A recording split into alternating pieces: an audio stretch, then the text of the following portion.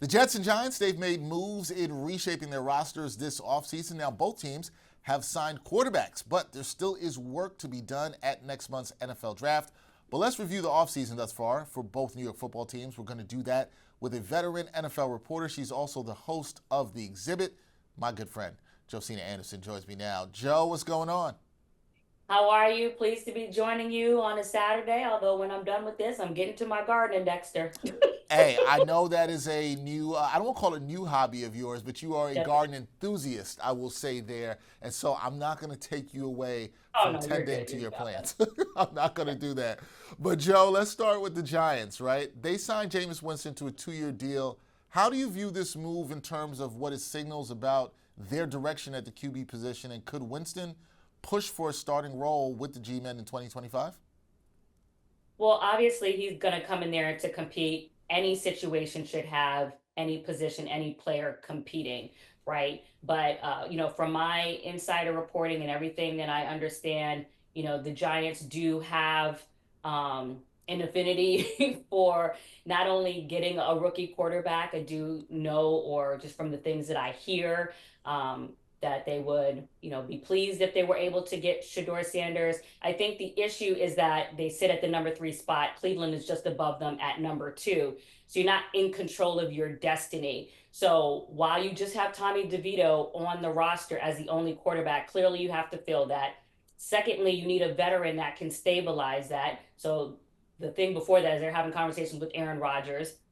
Problem is my belief that the Giants is not the top pick, for Aaron in terms of what he wants to do. Nor do I think, as I also wrote in one of my columns, that they are a fit in general. Not because he's not going to be a future Hall of Famer, not because he still doesn't have arm talent. I just think Aaron Rodgers has a lot going on, and as you're looking to move from the future and everything that the Giants has already endured, what is it, like 5 coaches in 8 years, whatever it is, that right now their various experiences don't mesh together for what the Giants need to do in moving forward, and getting a quarterback that is a veteran, to me, that's a little bit more compatible with the guys that they're hoping to at least target and get.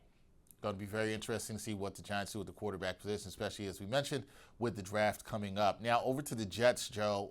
They went with a younger QB that's got some upside in Justin Fields. How do you see Fields fitting into this Jets offense? And should the Jets and their fans look at him as the signal caller of the future? Well, when you're looking at the financial commitment that the Jets made in terms of, Justin, I obviously think that clearly, you're going to have a competition, but I also feel like, Justin is going to get every opportunity to start off and be the person. But at the same time, you have a very respectable and someone who deserves, acknowledgement in his own right as a quarterback, in terms of Tyrod Taylor, who is there. I know that there are people in the Jets building who feel that Tyrod Taylor deserves the support, that he is accurate. Some might even feel, or I know do feel, that's their feeling, that Tyrod is a more accurate, quarterback. Either way, both of them bring their own specific sphere of skills to the table. And not only that, but they also bring athleticism and mobility, which is, I think, a lot more in the category of what they were experiencing, with Aaron Rodgers. So, and not only that, but the other mark, at least for Justin Fields, is that he has the familiarity and awareness, obviously, at Garrett Wilson with the colleges that both of them went to. So you kind of have that built in and embedded, which I think just helps to move forward. But more than anything, I think that Jets fans should not only be excited about the fact that they have this new mix at quarterback, but at least as of right now, starting off with Aaron Glenn, they have someone coming in there who has the personality, the disciplinarian, to get them over a lot of the trauma that they've experienced with that team, that they need to just kind of reset, and do so with someone who carries that kind of inner respectability to command the attention from the players and try to get them set off on a new course. And he also brings with him an embedded example of what just happened with the Detroit Lions, in terms of starting off 3-13 or whatever the record was in Dan's first year, and then all of the progress that they were able to make. So, he brings with him a good faith example of, yes, it takes time, but look what we were able to do even in our old operation in Detroit after the first year. Going to be intriguing to see what Aaron Glenn can do, what Justin Fields could do in year one with the Jets. We're going to go back to the Giants, Joe, because they brought back Darius Slayton at wide receiver. Pairing him with Malik Neighbors could be promising for this Giants offense. Does that give Jameis Winston or whoever the QB will be under center for them this year enough to succeed, or is this still an offense when you look at the Giants that's sort of in transition? Well, part of the reason why I also thought that Jameis was a good pick for the Giants, not only because I think he is talented enough to carry the role, but he's also more economical than whatever Aaron Rodgers is kind of stretching out this whole saga with in terms of not only making the right decision. I get it's towards the end of his career, but there's always a financial component. And to that end, based off of what you just asked, the Giants have a myriad of needs that they have to address just in terms of getting better when you look at how they finished last year. So while Neighbors is extremely talented, and I was even amazed at, because I don't watch college, I always study the guys that say make the team, make the 53-man roster, then I get to know you. But just having a chance to watch him, I mean, he's just an excellent catcher. Love his catch radius, so he brings all of that. I feel like Darius Slayton is also very good in his own right, and is obviously improved. And I think he's also a really good locker room guy, as his Neighbors is too. But I do think that they need to add, another threat to that, just to kind of wide that out and obviously increase the quality of the depth that they have. So I think it's a great start. The first and foremost thing is getting the quarterback. And the last thing, really quickly, that I wanted to just say, just because we're on the topic of Jameis, and obviously he was just recently signed.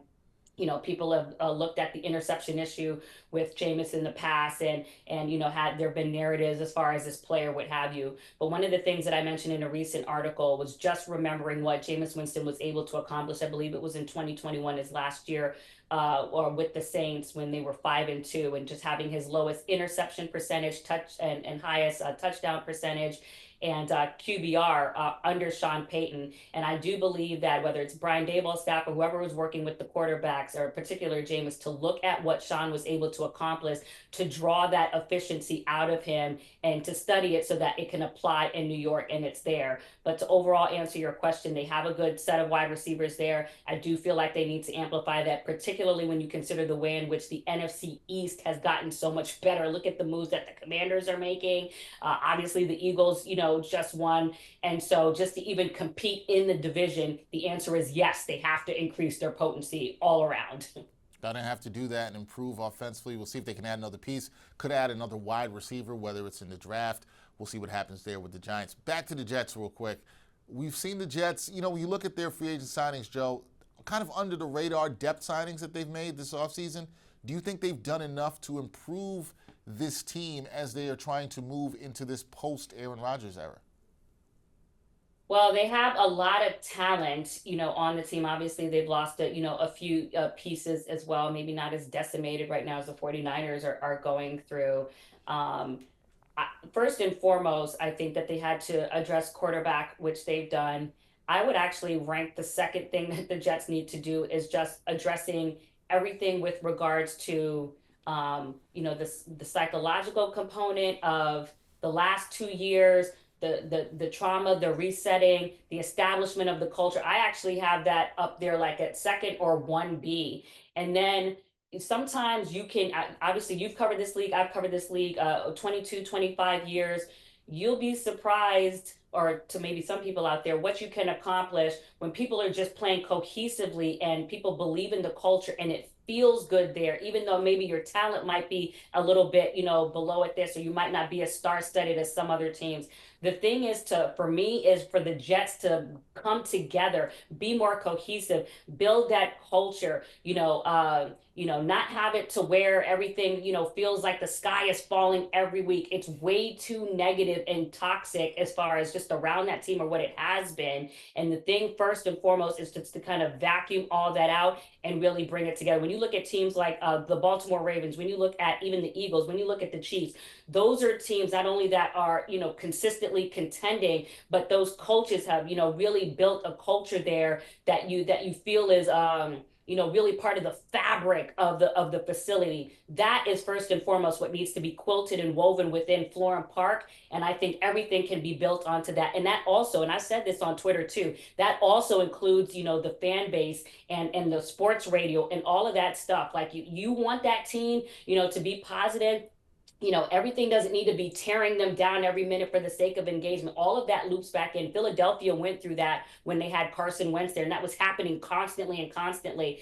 And Mm. then finally, it's like, once things got better, obviously winning a Super Bowl with Nick Foles helped, but it just wasn't as negative around there. And I do feel like all of that energy kind of brings everything together from the coach on down, the owner on down, and also the fan base around the team as well. Well, Jets fans will tell you, Joe, it's not easy being green, and they want that energy. They want that energy to Yeah, be but you better. can't be crying green tears every week. Sometimes you got to come in with the faith and patience, and you got to be positive, and you got to put that energy around the team so it can feed into itself, and you can win and stop talking about how long it's been since the Jets I, have won anything. I'm telling you, I'm telling you right now, Joe. I'm looking at my producer Nick, who is a Jets fan, and he's shaking his head. He's already What shaking did his he head as if say? What did he he knows say? it's going to be bad. Nick is like, I already know it's going to be bad.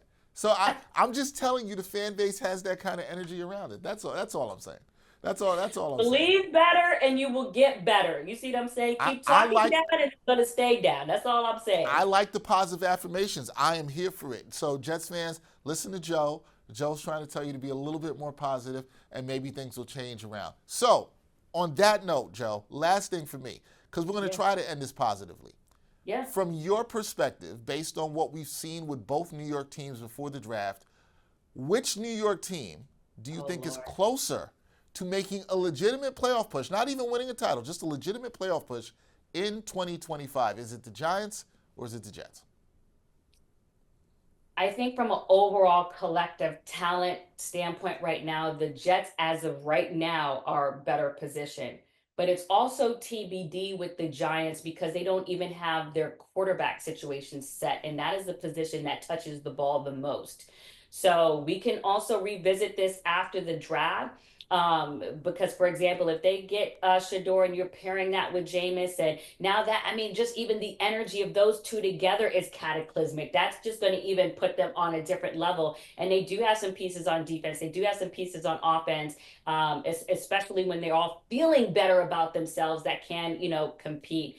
But if you're asking me today, as of right now, pre-draft, the Jets are in a better spot. Looking ahead, towards the future with the possibility of the Giants catching up immensely with a solid draft and just a better spirit towards how they do things, learning from the mistakes in the past, including getting rid of Saquon when they never should have done that. Oh, you had to go give that to the Giants fans. They did not want to hear that. But look, Joe just said to the Jets fans, you could be a little more positive, and she gave you some more positivity because she said right now, as of right now, just to be clear, right now she's saying she thinks the team is closer towards making a legitimate playoff push than the Giants. But we will see how it all plays out. That is the great Josina Anderson. Check her out, hosting the Exhibit. Fantastic show there. Joe, always a pleasure to see you. Talk some football. We're going to have to do it again soon, around or after the draft. We'll have to do it for sure. Yeah, particularly not after my Tar Heels just got an early bump out of the See, Madden. see, I wasn't even going to bring that up. I know some other people that maybe went to the other school, North Carolina, Duke. They might have been mean to you. I wasn't going to do Yes, that. I can't do that Duke to you. fans. So Yes. next year, there's always next year, Joe. Always next year, hopefully with the new head coach. Oh, we'll get into that another time. Thank you, Joe. Appreciate you. All right, bye.